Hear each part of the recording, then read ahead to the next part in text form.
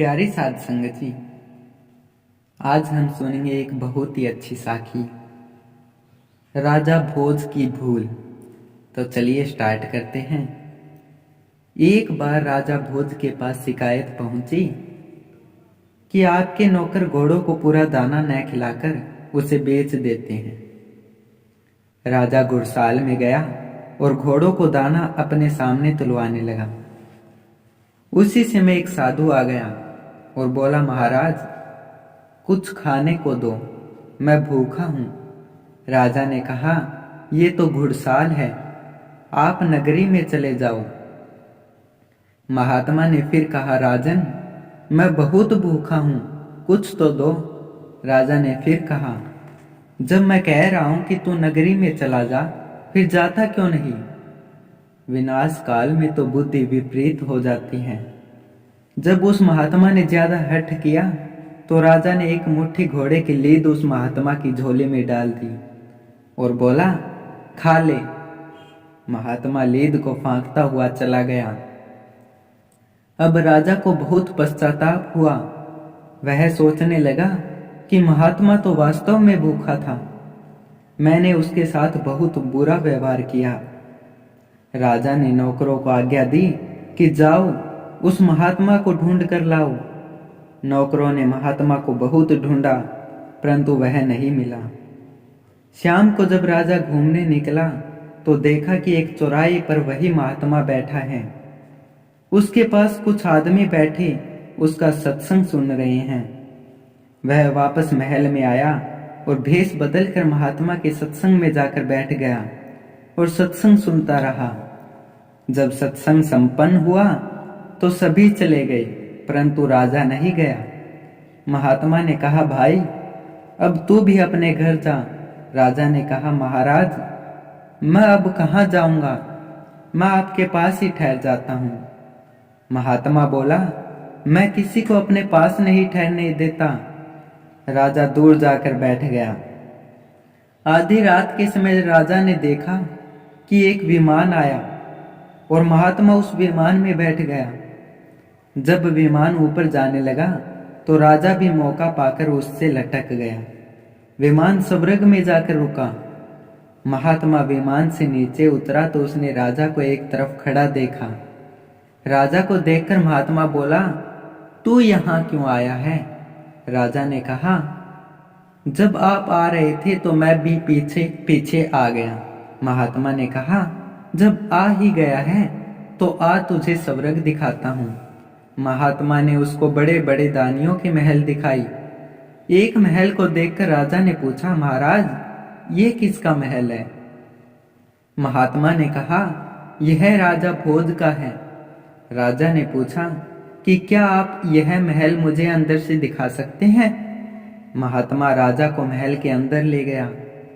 उसने देखा कि किसी कोठे में चावल, किसी में दाल, किसी में गेहूं, परंतु एक कोठे में लीद भरी थी। यह देखकर राजा बेचैन हो गया। उसने महात्मा से पूछा, महाराज यह लीद कैसी?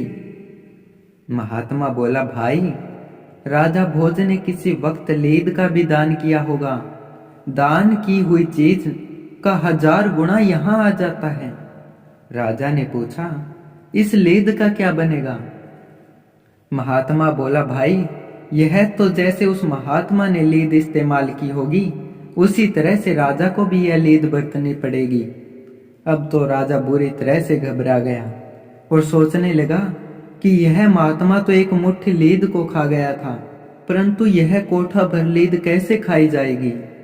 वापसी पर विमान से उतरते ही राजा ने महात्मा के पैर पकड़ लिए और गिड़गिड़ाने लगा, महाराज मैं ही राजा भोज हूं, मैं कोठा भर लीद नहीं खा सकता, आप मुझ पर दया करें। महात्मा ने कहा, हम महात्मा हैं, हम लोगों के कर्म काटने के लिए इस धरा पर आते हैं। मैं एक युक्ति बताता हूं, तुम किसी ब्राह्मण की लड़की को जबरदस्ती अपने महल में उठा कर ले आओ, उसे इज्जत के साथ अपनी बेटी की तरह रखना, फिर मुझसे बात करना। प्यारी साध संगत जी, राजा ब्राह्मण की लड़की को जबरदस्ती उठाकर ले आया। अब सारे शहर में शोर मच गया। कि राजा बड़ा अन्यायी है। उसने ब्राह्मण की जवान लड़की को जबरदस्ती अपने महल में रख लिया है। जगह जगह राजा की बुराई होने लगी। राजा महात्मा के पास जाकर बोला, महाराज, सारे राज्य में मेरी बेहद बुराई हो रही है। महात्मा ने कहा, ये निंदा करने वाले तुम्हारे लीद बंटवा रहे हैं। कहा भी है, निंदक नियरे राखिए, निंदक न जा दूर। जैसे विष्ठा गांव का साफ करता है सुअर, निंदक नेड़े राखिए, आंगन कुट्टी छपाए, बिन पानी बिन साबुन, निर्मल करे सुभाए। प्यारी साध संगत जी, अब फिर एक रात वह महात्मा के साथ विमान में गया और देखा तो महात्मा ने कहा, अब तो मुट्ठी भरी लीद बची है, यह तो तुझे खानी ही पड़ेगी। राजा ने कहा, महाराज, मैं तो इतने भी नहीं खा सकता, आप समर्थ हैं, किसी भी तरह मुझे बख्शो। महात्मा ने कहा, तुम्हारी नगरी में एक रविदास नाम का एक महात्मा रहता है। अगर वह कह दे कि राजा अन्यायी और पापी है तो वह मुट्ठी भर लीद भी बंट जाएगी। राजा बोला, उससे तो मैं कहलवा लूंगा। अब राजा वेश बदल कर संत रविदास के पास जूती कटवाने चला गया। बातों ही बातों में राजा ने रविदास जी से कहा, महाराज, आपकी नगरी का राजा बड़ा अन्यायी है। संत रविदास ने कहा, भाई, मेरा राजा से क्या ताल्लुक? राजा फिर से कहने लगा, महाराज, राजा ने यह अच्छा नहीं किया जो ब्राह्मण की जवान कुंवारी लड़की जबरदस्ती उठा ली और अपने महल में रख ली। अब रविदास ने फिर कहा, भाई, मुझे न तो राजा से और न ही ब्राह्मण से कुछ मतलब है। राजा ने फिर कहा, महाराज, इससे बड़ा जुल्म और क्या होगा? इस पर संत रविदास ने राजा को जोर का थप्पड़ मारा और कहा, वह लीद मैं नहीं खाऊंगा, वह तो तुझे ही खानी पड़ेगी।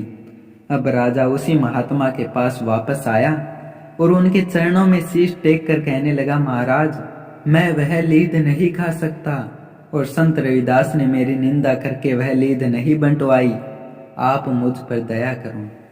प्यारी साध संगत जी, महात्मा ने कहा, पगला, तो उस लीद को जलाकर उसकी राख बना लेना और फिर पानी में घोलकर पी लेना। इसलिए कहते हैं कि संत सूली को सूल बना देते हैं। प्यारी साध संगत जी, आशा करूंगा आपको साखी अच्छी लगी होगी। यदि साखी अच्छी लगी हो तो चैनल को लाइक करें, शेयर करें और सब्सक्राइब करें। धन्यवाद।